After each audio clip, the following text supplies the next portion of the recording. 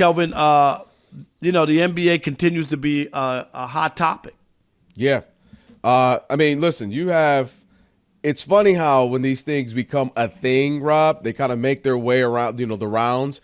And everybody's having these conversations, including LeBron recently, who has talked about he believes the three-point ball has been a massive reason why the game has become unwatchable to so many. You and I have talked about the ratings, down 20% year over year, 48% the last 12 years. That's also a scary number since 48 2012. Is crazy. 48 is crazy. I mean, half you would just think. Now, again, I believe there are multiple factors, but JJ Redick believes another one of those things would be all the folks like you and I, but especially it seems as if he's talking about inside the NBA, and their criticism of the game. Here's what JJ had to say. I don't think we as, and by we, I was part of it, we as the sort of national partners have done a good job of storytelling, of celebrating the game. If I'm a casual fan and you tell me every time I turn on the television that the product sucks, well, I'm not going to watch the product. Plain and simple for JJ there. Can I start? Yeah, go ahead. Because I think JJ Redick is full of thank you. He's full of it. I got you. Poppycock. He's full of it. Because they're giving us way too much credit, okay?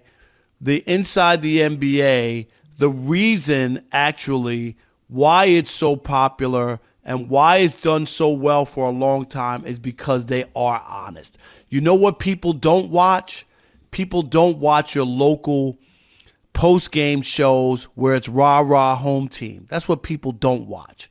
Where I'm going to watch my team get blown out and you're going to tell me a story about how they were in the game for the first 3 minutes and how they can build off of that next week, next game or whatever.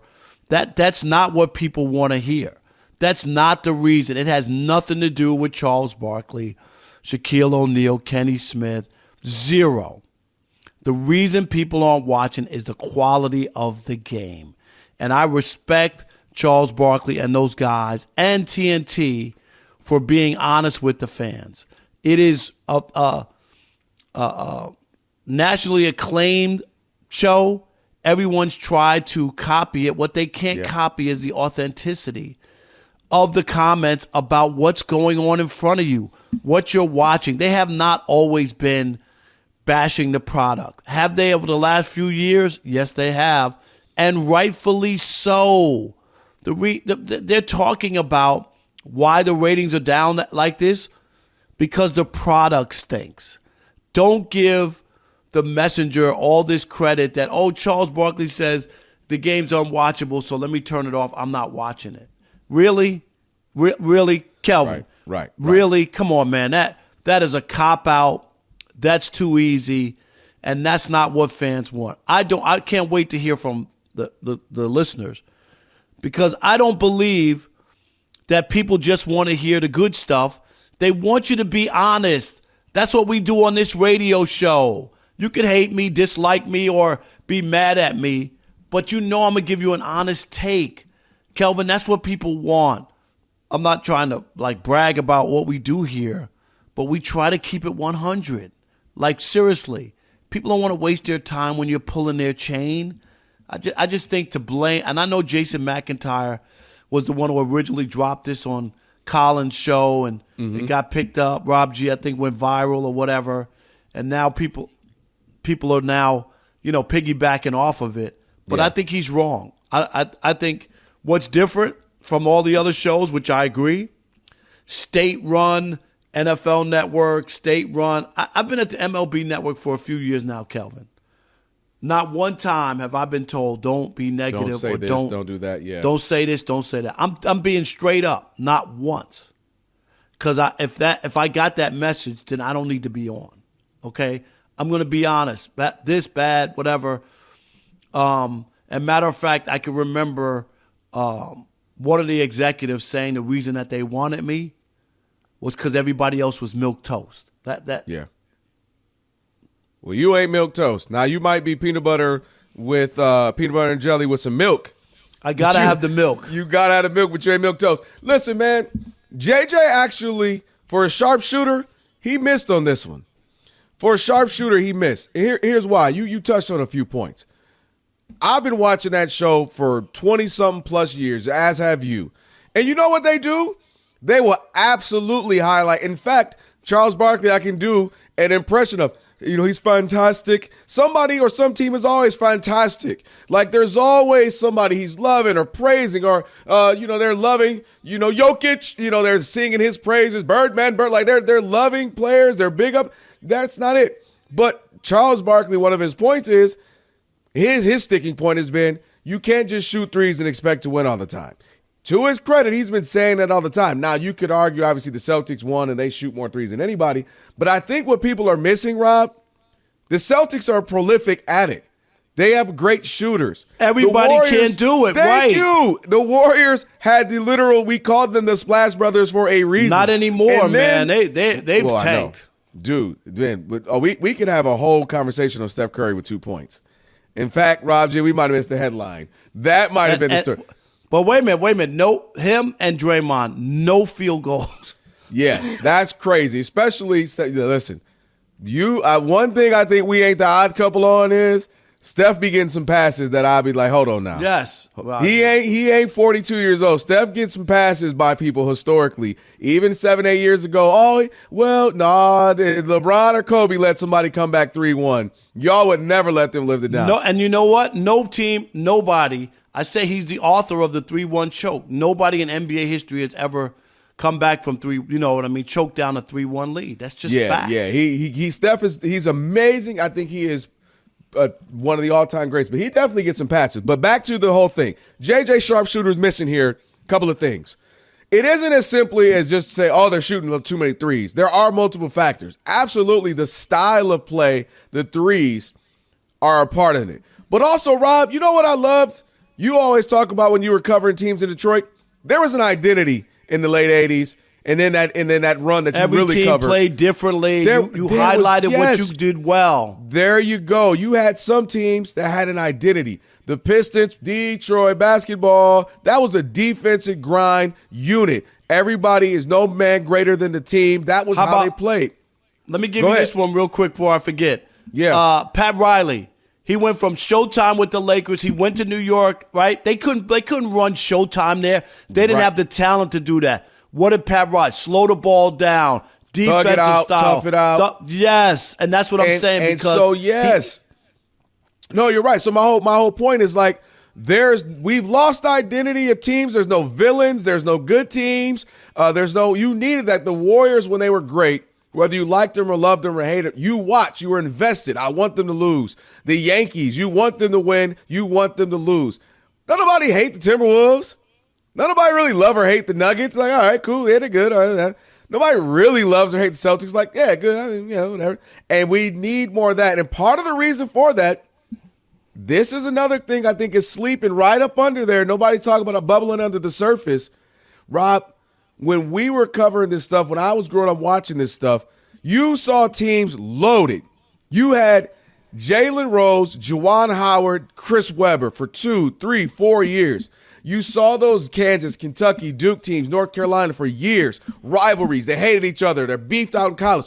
That segued into the NBA. You knew them. You were invested. That's that guy I root for or I hate or something. Man, these dudes are coming in after 6 months of college. Same haircut. Don't nobody know them, Rob. And they're just bubbling around and bouncing around for 3 or 4 years till they become good players. But you don't have any rooting interest. You don't even know them.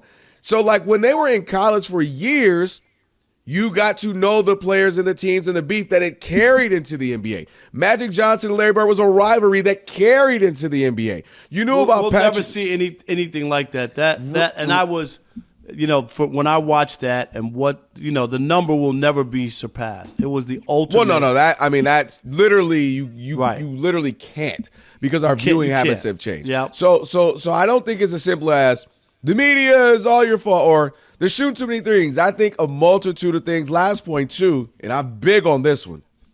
Slowly but surely, load management took a toll on people because it slowly suggested to the fan, then this game doesn't matter. I'll just, because if it doesn't matter to you, not that you're really injured, but you're like, it's just better if he doesn't play. It's just give him a rest. And that slowly over the last 10, 15 years, Rob, has people being like, this season doesn't matter to the postseason. Let me bring me around when the postseason comes. And that, you add that in with, yes, I do believe streaming has changed games where, like, it used to just be, NBA on NBC or TNT. But I hear you, but the streaming thing, not for those numbers to be that far off. Not that drastic. I agree with that. Right. But yeah, so the style of play, Rob, but also no what you just talked about identifiers. is nullifying the regular season. So when you put in play with the play-in, 20 of the 30 teams are eligible to get into the playoffs. You've made the regular season almost non-existent to be able to knock 10 teams off. You're playing 82 games to eliminate 10 teams. Like, you know how you make the games matter and urgent is if you make those games, like less teams make the playoffs. Instead of 16 of the 30, now you're making it where only 10 teams. Now the season matters, and I got to watch the games. I got to see if my team can even get into the playoffs. You don't feel that way. Me and you both could go through the schedule or look at the standings and figure out the 10 teams that won't make the playoffs this year, like before the season starts. Right. No, that's real. So there's a handful of things I think once they get, and listen, to be honest, there's just a changing of the guard too.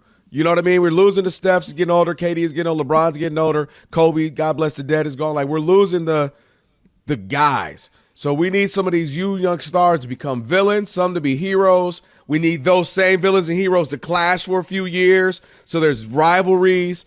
Dude, we just grew up watching the Knicks and the Pacers go at it. Like, we just don't have that and the Knicks. Miami and the Knicks, right. Pistons, Bulls, Lakers and the Spurs. Like, we don't have that. And I know everybody keeps saying parity.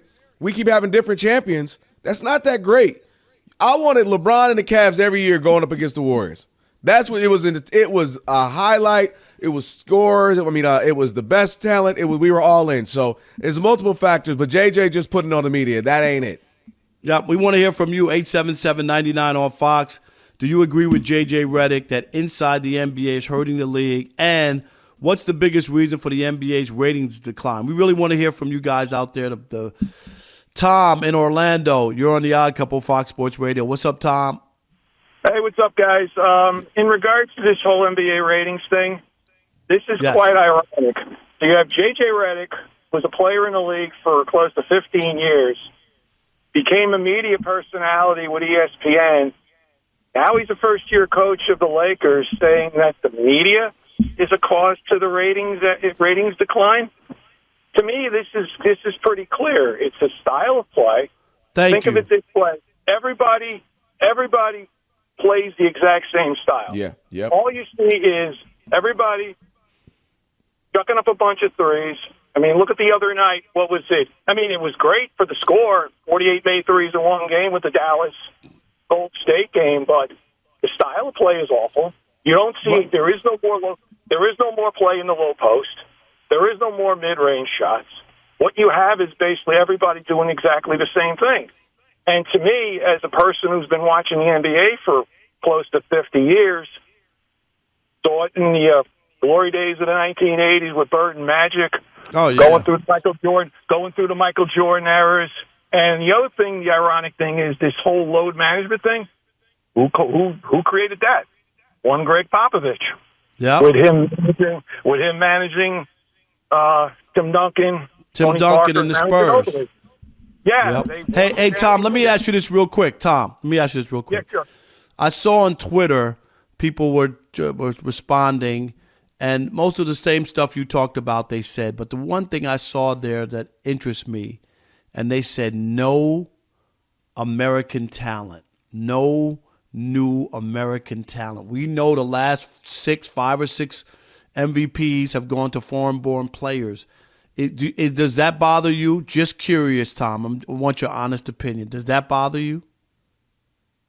It doesn't bother me about the fact of the MVPs, but what it does bother a fact of me is basically the quote-unquote European game, which is these highly skilled, supposedly highly skilled players who can basically, you have 7-foot guys who can shoot threes and things dribble, like that. right.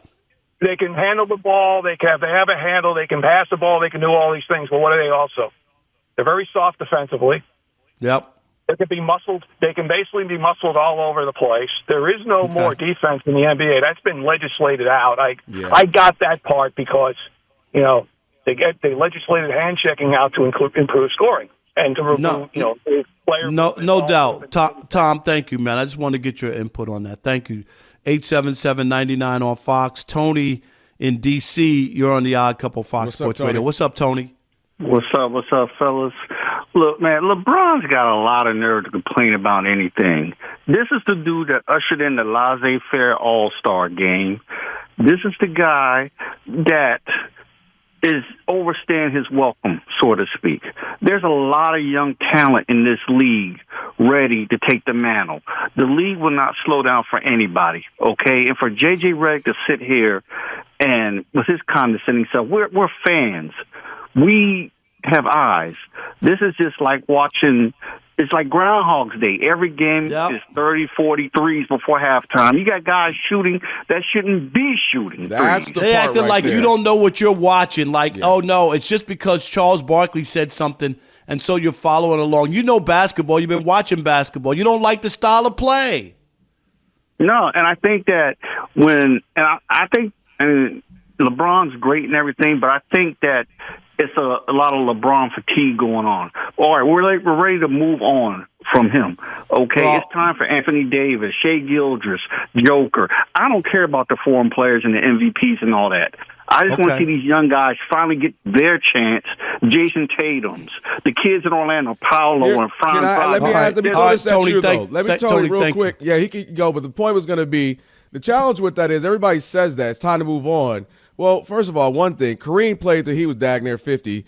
Kobe played until he was old as heck. Like, guys do that. Jordan came back, was in his 40s. Nobody's been playing like LeBron. No, but I mean, literally, guys have played to their late 34. That's not the thing. My thing is, we can't keep saying it's time for these young guys. I do get the LeBron fatigue. Like, no, he's I been agree. around for 20 years. You know I'm a massive fan, but I get the LeBron fatigue. But what I'm saying is, it's the other young guy. You can't just say if they're not stars. Jason Tatum doesn't have – it's not that he's not a talented player. Nothing about him screams superstar, popularity-wise, Q rating-wise. And so these young guys have to have that it factor as well. We can't just be like, I'm ready for SGA. Well, SGA is a really freaking good player. Nothing about him is polarizing. Nothing about him is like we're missing that. That's why Steph – rates and KD rated. These guys are not only great, but they had something to say or they were doing different, unique things. And so you can't just, I'm ready for LeBron to leave. Okay, well, when LeBron leaves, Steph leaves, KD leaves, we going to need these guys to not just be good basketball players. They have to be statesmen. They have to be salesmen. The league isn't going anywhere. Great players No, it have isn't. left But the I'm league. saying, you get what I mean? Jokic is a great player. Nothing about him is a great statesman or salesman. But that doesn't mean that somebody else won't come along. I'm hoping they will. I think Michael Wemby Jordan will. left the league. It didn't collapse. I'm just saying, like LeBron, he's been there a long time. He's At about some to be point, you're gonna gone. have I'm to just bow saying, out. I'm agreeing with it. He's about to be gone. But the idea that, dude, there have plenty of old players who played a very long time. I need some of these young dudes to become superstars and let the league, if they have to highlight them some more. All right.